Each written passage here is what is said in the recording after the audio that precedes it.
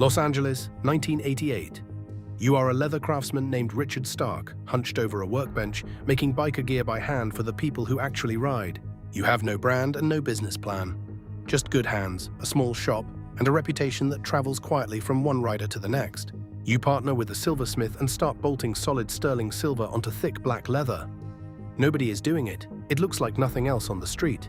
Gothic crosses, daggers, fleur-de-lis, heavy, dark, and handmade, one piece at a time with the kind of detail that takes hours nobody is paying you for. You name it Chrome Hearts. It is not a company yet, not a label, not a plan. It is a workshop with a name, making things for people who get it. And you have no idea you are building something that people will obsess over for the next 40 years, fight over, and pay fortunes just to touch. The rock stars find it first. The leather, the silver, the attitude. It looks exactly like the world they already live in, so they pull it on and never take it off. It spreads the only way that matters back then, by word of mouth, backstage, in dressing rooms, on tour buses, never on a billboard, never in an ad. Then the fashion world notices the rough little biker brand from LA, and the people who decide what is cool start paying very close attention. 1992. The Council of Fashion Designers of America names Chrome Hearts Accessory Designer of the Year, the industry's highest honor. Think about that. A handmade silver and leather label, born in a garage, just beat the established couture houses at their own game. Most brands would cash in right there, take the award, take the attention, take the money, and go as big and as loud as humanly possible. Richard Stark does the exact opposite of what every business textbook would tell him to do. He keeps it small, he keeps it family, and he keeps it almost impossible to find, even as the whole world starts asking where to get it. No ads, no giant logos plastered on everything, no selling out to the highest bidder. None of it, not then, not now. That one decision, made early and never broken, is the entire story of Chrome Hearts. Here is the rule the brand has lived by from day one. Never explain yourself, never advertise, let people wonder. The whole thing is still run by the Stark family. Richard, his wife Lori Lynn, and their children, keeping it personal at every level. Everything stays in-house. Designed, forged, stitched, and controlled by them, in their own workshops, on their own terms. And here is the trick. They deliberately make less than people want. Always less. On purpose. Scarcity is not an accident or a supply problem. For Chrome Hearts, scarcity is the entire strategy. The stores feel less like shops and more like temples. Dark wood, low light, silver locked under glass like artifacts in a gallery. Prices climb into the thousands and keep going.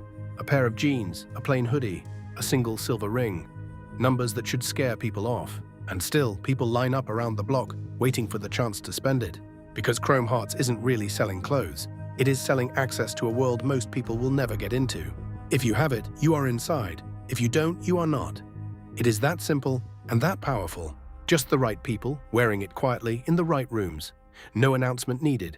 The piece says everything. For decades, that slow burn stays mostly underground. A secret traded among insiders. And then the internet shows up and changes everything. The 2010s. Hip-hop becomes the center of global culture, and Chrome Hearts is suddenly everywhere inside it. Rappers stack the silver crosses, the chunky rings, the chains, the leather. It becomes part of the uniform of success. It fills music videos. Look closely and half the wardrobe in modern rap is the same silver and black leather, frame after frame. It shows up in lyrics as a flex, on every red carpet, courtside at the game, and at every premiere worth photographing. The biggest names in music wear it constantly, without ever being asked, without being paid, just because they want to. Supermodels wear it, pop stars wear it, athletes wear it, actors wear it. The entire A-list quietly converges on the same brand. In Korea, one global superstar turns it into a kind of religion, and a huge part of Asia follows his lead almost overnight. Tokyo, Seoul, London, New York. The same dark silver shows up on the same kind of people in every fashion capital at once. Wear it, and you are telling the entire world that you have taste and money, and most importantly, access. And the kids who can't afford a single ring still chase the look, hunting down anything close because the dream is that loud. Almost overnight, the quiet secret society has millions of fans pressed up against the glass. But here is the genius of it. Chrome Hearts never asked for a single bit of this attention. No paid posts, no influencer checks, no marketing campaign. The celebrities simply wanted in and paid full price like everyone else. Every feed on Earth fills up with it, and the brand itself posts almost nothing. It lets other people do all the talking. It stayed silent, stayed scarce, and let the hype build itself. Bigger than any ad budget ever could. Then come the collaborations, and every single one of them breaks the internet the day it drops.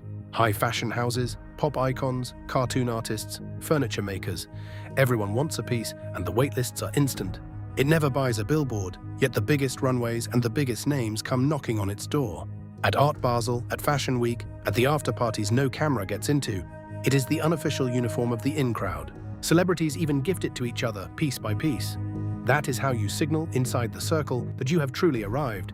Every drop is tiny. Every drop sells out in minutes, sometimes seconds, and then it is simply gone. By now, it is no longer just a brand. It is a status symbol recognized in every major city on the planet. So how do you actually buy chrome hearts? The answer is genuinely complicated, and that is entirely on purpose. There is barely a website. For most of the catalog, there is no photo, no price, and absolutely no add to cart button. You go to a physical store, often by appointment, and only if you can manage to get one in the first place. Once you are inside, the staff quietly decide what you are even allowed to see. The best pieces never make it to the display floor at all. They are kept in the back for the right people. Many pieces are one of one, made a single time by a single craftsman and never repeated again. Walk into a store in Tokyo and you will find pieces that exist nowhere else on Earth, made only for that room. Regulars get a personal contact, a text when something lands, a first look before anyone else. Everyone else simply waits.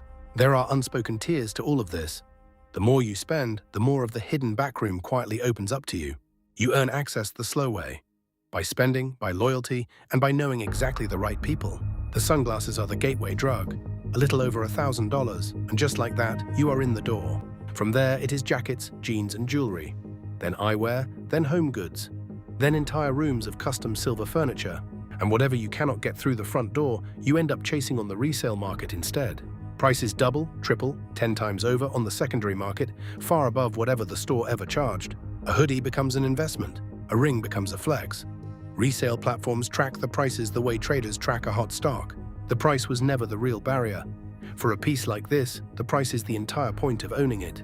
And wherever demand runs this hot for this long, the fakes are never very far behind.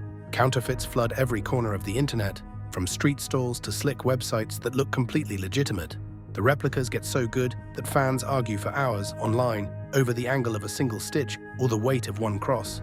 Authentication becomes a whole business of its own. Experts paid real money just to look at a piece and say, "This one is real," and the brand barely responds to any of it. Real or fake, the only thing that matters is that everyone is still talking about chrome hearts. Richard's daughter, Jessie Jo Stark, grows into a star in her own right. Music, fashion, her own following. The next generation steps up. The family that famously refused to sell out has somehow become pop culture itself, without ever once chasing it. Estimates put the brand at hundreds of millions of dollars a year, and almost no one outside the family knows the real numbers. All of it stays private. All of it stays family-owned. No outside investors, no public offering, no board to answer to. Any other brand this size would have franchised, licensed, and diluted itself into nothing years ago, chasing the easy money. They could sell tomorrow for a staggering fortune and walk away rich beyond reason.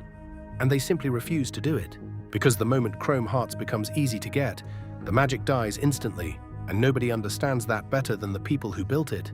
So they keep the doors half closed, on purpose, forever. Just open enough to want, never quite open enough to have. There are stories of customers flown in and quietly hosted for days before they are ever offered the real grails. Stories of hidden rooms and private collections that most shoppers will never even know exist. 40 years in, there is still no real marketing department, no campaigns, no slogans, just the work and the silence around it. Every other brand on Earth chases your attention as hard as it possibly can. Chrome Hearts spends just as much energy hiding from it. And that, the hiding, the saying no, the locked back rooms, is exactly why the attention never ever stops. Richard Stark built an entire empire by saying no. To deals, to investors, to the easy path. Over and over for 40 straight years. He turned a tiny leather workshop into a secret that the whole world is now desperately trying to break into. And that is the real Chrome Hearts flex. Not the silver, not the leather, not even the eye-watering price tags. It is that they never needed you. Not your money, not your approval, not your attention. And they still don't. And somehow, impossibly, that is the exact thing that makes you want it even more than before.